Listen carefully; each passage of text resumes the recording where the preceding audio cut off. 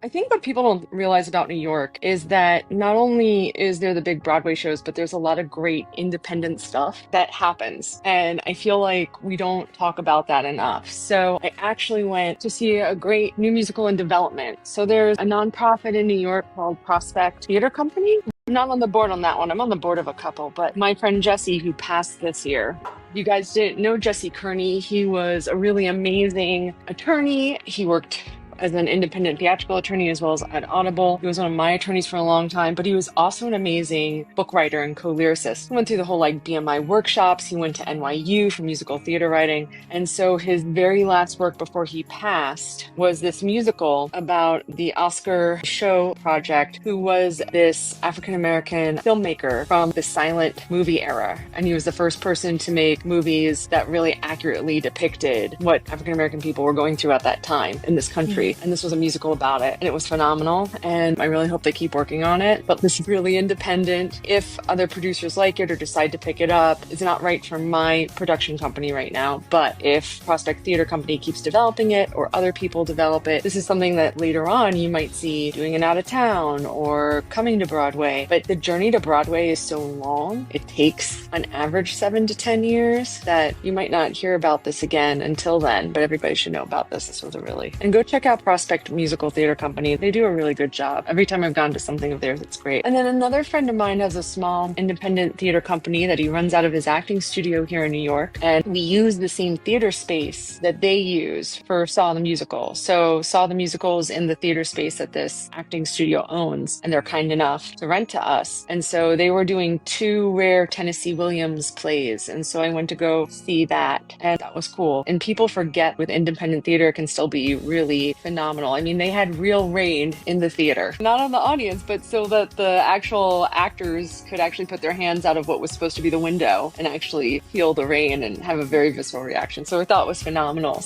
I think people forget stuff like that is here besides Broadway.